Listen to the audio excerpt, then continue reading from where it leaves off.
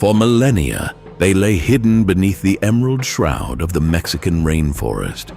Giants of stone, frozen in an eternal gaze, their secrets slumbering beneath layers of earth and time. A civilization so ancient, it predates the mighty Aztecs and the enigmatic Maya. They were the Olmecs, the mother culture of Mesoamerica. Their cities, once teeming with life, now lie silent, reclaimed by the relentless jungle.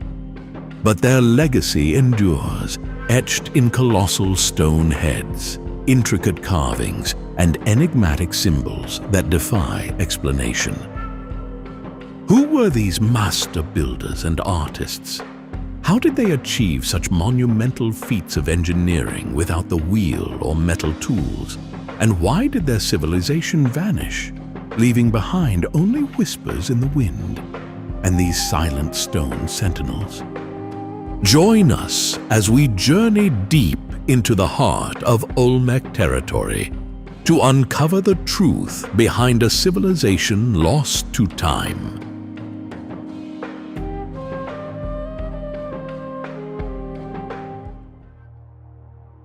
In the heart of the dense, untamed jungles of Veracruz and Tabasco, Mexico, there lies a world shrouded in mystery and profound intrigue. Towering trees whisper ancient secrets as the canopy filters sunlight onto the forest floor, where time seems to stand still. What enigmatic stories are buried beneath these layers of earth and vegetation, waiting patiently to be unearthed? Today, we embark on a journey to delve into the depths of the Olmec civilization, the so-called mother culture of Mesoamerica that flourished long before the rise of the Maya and the Aztecs. Imagine yourself standing amidst the verdant foliage, the air thick with the scent of earth and the calls of unseen creatures. Suddenly, your gaze catches something out of place, a colossal stone face emerging from the ground, its features etched with an artistry unparalleled for its time.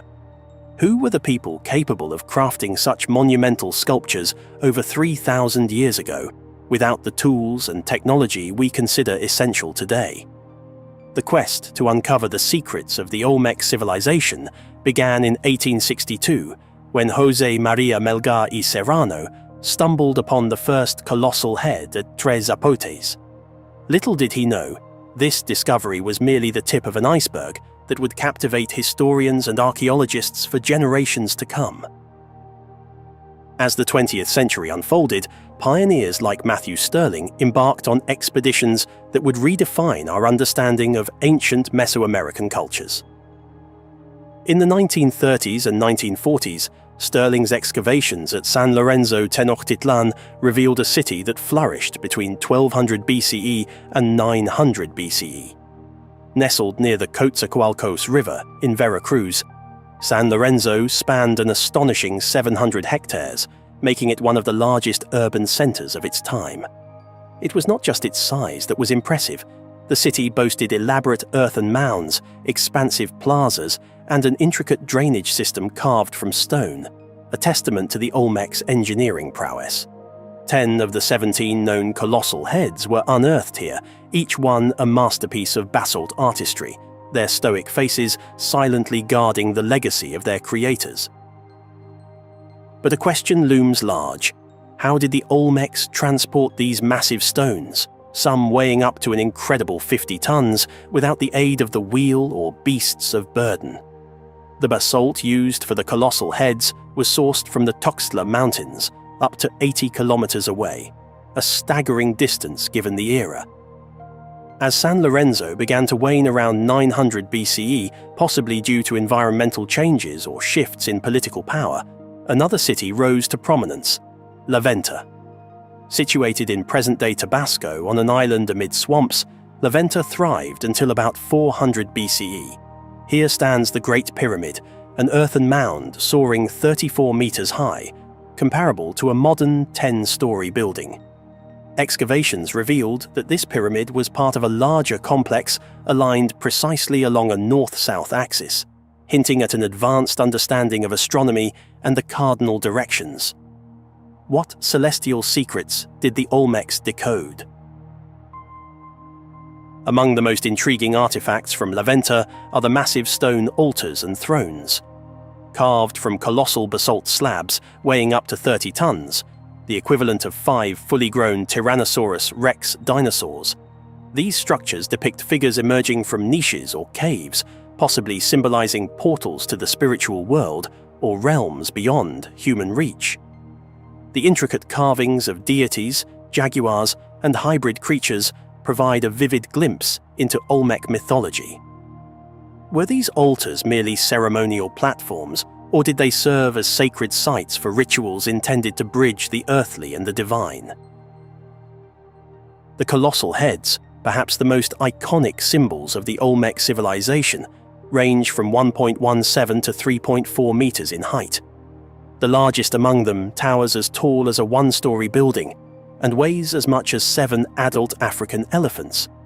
Each head bears unique facial features and headdresses, leading many to believe they represent individual rulers or esteemed figures within Olmec society. Yet, their exact purpose remains a topic of fervent debate. Could they have been guardians, commemorations of leaders, or representations of gods? The mystery adds to their allure, inviting us to ponder the intentions of their long-gone sculptors.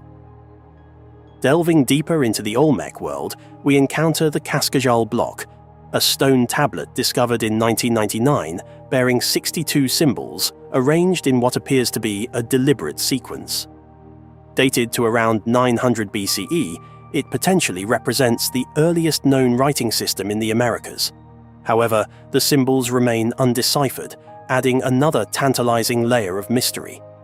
What stories, laws, or knowledge might this ancient script hold? Could cracking this code unlock new understanding of the Olmecs' beliefs, governance, or daily life? The Olmecs were innovators, not just in art and architecture, but also in science and technology. They developed a process for creating rubber from the latex of the Castilla elastica tree mixed with the juice of the Ipomoea alba vine.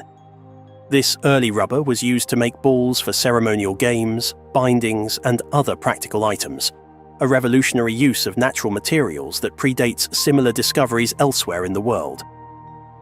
As with any ancient civilization, theories abound regarding the Olmecs. Some speculate about transoceanic contacts, suggesting that similarities in art and iconography point to influences from African or Asian cultures. The distinctive facial features of the colossal heads have fueled such debates, though mainstream scholars generally find these theories lacking concrete evidence. As we piece together the fragments of the Olmec legacy, we are left with as many questions as answers. Their colossal sculptures and mysterious symbols paint the picture of a civilization far ahead of its time. The Olmecs set the foundation for subsequent Mesoamerican cultures, influencing the Maya and Aztecs in art, architecture, mathematics. What other secrets lie buried beneath the jungles of Mexico, waiting to be discovered by the next generation of explorers and scholars? Each new finding adds a piece to the puzzle, but also opens the door to new mysteries, challenging our perceptions and igniting our curiosity. The original pyramids, finally discovered by scientists deep in the Amazon jungle, have sparked a renewed fascination with ancient civilizations. Among these hidden wonders, Palenque and Koh Ker stand out as monumental testaments to the architectural prowess of the Maya and Khmer empires. These two sites, though separated by thousands of miles, offer remarkable insights into the distinct yet equally captivating legacies of their builders. Palenque, also known as La Camha in the ancient Maya language meaning big water, was a significant Maya city-state that flourished during the Classic period, roughly between 226 BC and 799 AD. Renowned for its sophisticated and elegant architecture, sculpture, roof combs, and bas-relief carvings, Palenque stands out among Maya sites. Unlike other Maya cities, Palenque exhibits a unique architectural style with an emphasis on ornate and finely detailed stucco carvings. The most iconic structure at Palenque is the Temple of the Inscriptions, the largest and most important stepped pyramid in the city. Constructed as a funerary monument for Kinich Janab Pakal, known as Pakal the Great. The Temple of the Inscriptions is named for the 3 large hieroglyphic panels that adorn its interior. These inscriptions are among the longest known Maya texts, providing detailed accounts of the city's dynastic history, religious rituals, and the life and reign of Tikal the Great. The hieroglyphs offer invaluable insights into Maya writing and language, as well as the socio-political structure of the time. The temple is particularly remarkable for its funerary complex. Tikal the Great's sarcophagus lies deep within the pyramid, accessed by a hidden staircase descending from the temple's upper levels. Discovered in 1952 by Mexican archaeologist Alberto Ruz Luillier, the tomb chamber contains Tikal's intricately carved jade funerary mask and other precious artifacts. The sarcophagus lid is adorned with a detailed bas-relief depicting Tikal's journey to the afterlife, a masterpiece of Maya art. Architecturally, the pyramid consists of 9 levels, symbolizing the 9 levels of the Maya underworld, Xibalba. The temple at the summit is a series of vaulted galleries with elaborate stucco decorations, showcasing the Maya's advanced understanding of structural engineering and aesthetic principles. The construction of such a monument reflects the centralized power and religious significance attributed to Tikal and his lineage. Although Palenque was known to the local inhabitants, European explorers began to document the site in the 18th century. Significant documentation began in the 19th century, with explorers such as John Lloyd Stephens and Frederick Catherwood bringing Palenque to the world's attention. Their detailed accounts and illustrations sparked widespread interest in Maya civilization. The most significant discovery at Palenque came in 1952 when Alberto Ruz Luillier uncovered the tomb of Tikal the Great within the Temple of the Inscriptions. This discovery was monumental as it was one of the first intact royal tombs found in the Maya region. The find provided unprecedented insights into Maya burial practices, art, and royal iconography. Ongoing archaeological work at Palenque continues to reveal new information about the city's history, architecture, and the daily lives of its inhabitants. Advanced technologies such as LiDAR have uncovered previously hidden structures and features beneath the jungle canopy, further expanding our understanding of this ancient city. One intriguing theory surrounding Tikal's tomb is the interpretation of the sarcophagus lid. The lid's intricate bas-relief carving shows Tikal seemingly descending into the underworld, but some researchers, notably Erich von Däniken, have controversially suggested it depicts an astronaut in a spaceship, proposing ancient alien influences. Palenque and Koh Ker, though separated by geography, offer fascinating insights into the architectural and artistic achievements of their respective civilizations. Palenque was a major city-state in the Maya civilization, thriving in Mesoamerica, while Koh Ker served as a temporary capital of the Khmer Empire in Southeast Asia. Both civilizations are renowned for their distinct architectural styles and cultural developments, each influenced by their unique religious and societal contexts. At Palenque, the Temple of the Inscriptions stands as a testament to the Maya's focus on funerary monuments and dynastic history. This stepped pyramid is adorned with intricate hieroglyphic inscriptions and contains a tomb complex dedicated to Tikal the Great. The detailed carvings and inscriptions provide a wealth of information about Maya rulers and their religious beliefs. In contrast, Koh Ker's Prasat Tom pyramid features a striking 7-tiered design adorned with Hindu mythological sculptures. This design showcases the Khmer Empire's integration of religious symbolism into their monumental architecture, reflecting their profound connection to Hindu cosmology. Both Palenque and Koh Ker were reclaimed by the jungle after being abandoned and were rediscovered by explorers in the 19th century.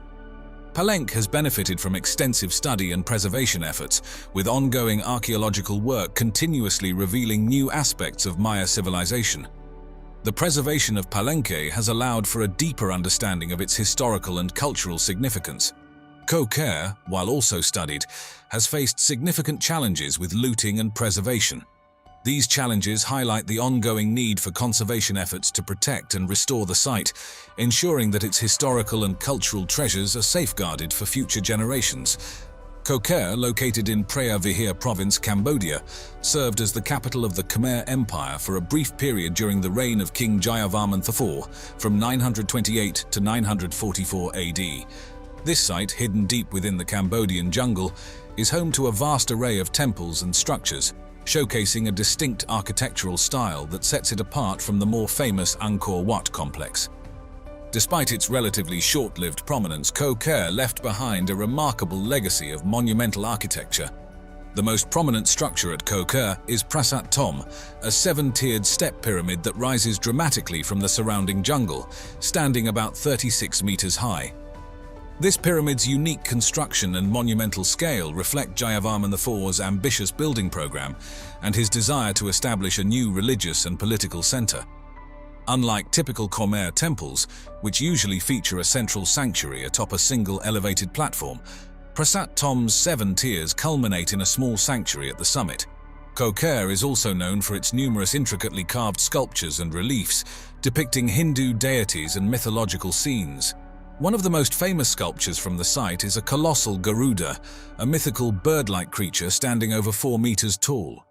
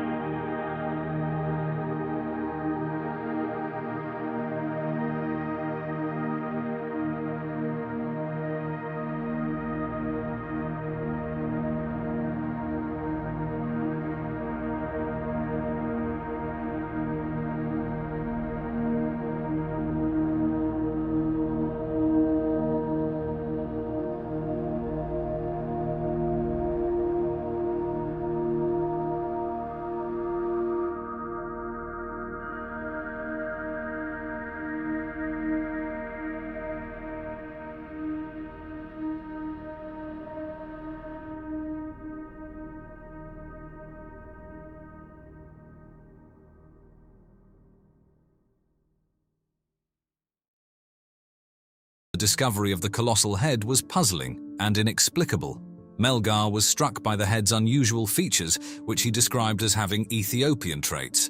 This observation led to early speculations about the origins of the civilization responsible for the head, and some even suggested connections to Africa or Asia, long before the Olmecs were understood in their own right. The mysterious nature of the discovery was further compounded by the lack of context. The head, standing over 6 feet tall and weighing several tons, was unlike anything else found in the region. It wasn't until the early 20th century that further discoveries began to shed light on the civilization responsible for these colossal sculptures. In the 1920s and 1930s, archaeological investigations led by pioneers like Franz Blum and Matthew Stirling provided more substantial evidence of the Olmec civilization. Stirling, an American archaeologist, conducted extensive excavations in the Gulf Coast region, where he uncovered more colossal heads, as well as other monumental sculptures and artifacts. These findings were concentrated in 3 main sites: San Lorenzo, Venta, and Tres Zapotes, which are now recognized as major Olmec centers. The size and scale of the structures discovered during these excavations were astonishing. The colossal stone heads, which are perhaps the most iconic artifacts of the Olmecs, range in height from 1.5 meters to over 3 meters and can weigh up to 40 tons. To put this into perspective, a single stone head can be as heavy as 10 African elephants combined. These sculptures were carved from basalt, a volcanic rock that was transported from quarries located over 60 miles away from the sites where the heads were found. The discovery of the Olmec civilization was shrouded in mystery from the beginning. The colossal heads, with their distinctive facial features and helmet-like headdresses, sparked intense curiosity and debate among scholars. Who were these people? What was the purpose of these massive sculptures? How did they transport such enormous stones without the use of the wheel or draft animals? One of the most interesting aspects of the Olmec heads is the precision and skill with which they were carved. Despite their immense size, the heads are remarkably detailed, with intricate facial expressions, realistic features, and a sense of individuality that suggests they may represent specific rulers or important figures in Olmec society. The helmets worn by the figures have led some to speculate that they might have been warriors, ballplayers, or even deities. The question of how the Olmecs transported these massive stones remains one of the great mysteries of Mesoamerican archaeology. The basalt used for the heads was quarried from the Tuxtla Mountains, located dozens of miles from the Olmec centers. Moving these stones would have required an incredible amount of labor and ingenuity. Some theories suggest that the Olmecs used a combination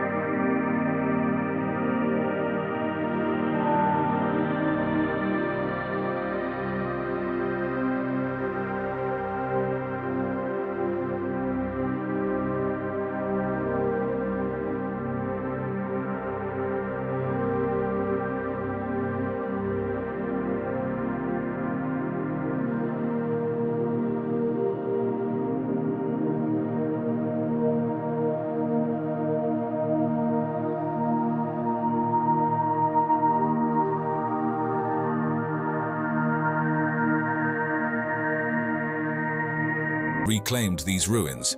Tikal sits in the dense jungles of northern Guatemala and forms part of the Tikal National Park, a UNESCO World Heritage Site. This ancient city is one of the largest and most significant archaeological sites of the pre-Columbian Maya civilization. At that time, Tikal was thought to be the biggest Maya city and stayed that way for a while. Flourishing between 200 and 900 AD during the classic period of Maya history, Tikal was a major political, economic, and military center. At its peak, the city had an estimated population of between 50,000 and 100,000 people. These were not empty cities, there were actually thousands upon thousands of people living there. The discovery of Tikal dates back to 1848 when Ambrosio Tut, the governor of Petén, was informed about the ruins by local indigenous people. These locals had largely abandoned the site due to its remote location in the dense jungle. Recognizing the potential significance of these ruins, Tut organized an expedition to explore the area. The first recorded expedition was led by Modesto Méndez, then governor of Petén, and artist Eusebio Lara. Their objective was to document the ruins and assess their historical significance. Méndez and Lara's expedition brought detailed information about Tikal to the broader world, recording the existence of several large structures and creating initial sketches and descriptions that sparked interest among scholars and explorers. But you can see, of course, that they're not cities like Teotihuacan, they're certainly not cities like Rome. In the 1880s, Alfred P. Maudsley, an English archaeologist and explorer known for his work on Maya ruins, visited Tikal several times. Maudsley conducted meticulous studies of the ruins, creating extensive drawings, maps, and photographs. His work provided some of the earliest comprehensive records of Tikal's architectural and artistic features. Maudsley's publications included detailed plans and descriptions of the major structures, as well as photographs of stelae and other carvings. His contributions were instrumental in bringing Tikal to the attention of the international archaeological community, laying the groundwork for future scientific investigations. Significant archaeological excavations were carried out from 1956 to 1970 by the University of Pennsylvania Museum of Archaeology and Anthropology's Tikal project. Initiated by key figures such as Edwin M. Shook and William R. Koh, the project's goals were to conduct systematic archaeological excavations, restore key structures, and study the site's history, architecture, and culture in detail. First, Edwin Shook and then William Koh started excavating at Tikal. The excavations unearthed numerous burial tombs, particularly those of the elite and ruling class, often located within or beneath major structures like temples and pyramids. One of the most notable discoveries was the tomb of Jasar Chan Kawil Wand, found beneath Temple 1, also known as the Temple of the Great Jaguar. The tomb contained an array of valuable artifacts, including intricately carved jade masks, jewelry, pottery, and ceremonial items. The jade mask, a hallmark of Maya elite burials, symbolizes the power and divine nature of the ruler. Other royal burials also revealed significant insights. These tombs were often built with vaulted ceilings using the corbel arch technique, which was a significant architectural achievement for the Maya. The stelae and monuments at Tikal serve as historical records, commemorating significant events such as battles and the reigns of kings. These hieroglyphic inscriptions detail the genealogy of rulers, their accomplishments, and their alliances with other city-states. These are very, very different kinds of cities, and we have to understand them in different ways. Often accompanied by elaborate carvings of deities, mythical creatures, and symbolic imagery, these texts provide a vivid picture of Tikal's past. Epigraphers have worked painstakingly to decipher Maya glyphs, a complex writing system composed of logograms and syllabic symbols. This challenging work has revealed much about Tikal's political history and its relations with neighboring cities. Through these inscriptions, key figures such as Yikin Chan Kawil and Jasar Chan Kawil have been identified. The texts include detailed accounts of their military campaigns and construction projects. The ability to read these glyphs has allowed researchers to reconstruct a chronological list of Tikal's rulers, their interactions with rival cities like Calakmul, and periods of prosperity and decline.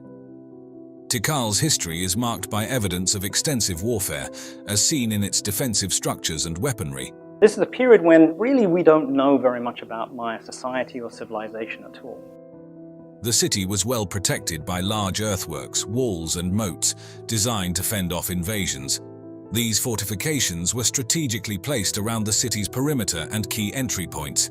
A massive defensive ditch, likely filled with water, and an accompanying embankment surrounded much of the core area of Tikal, illustrating the city's preparedness for siege warfare.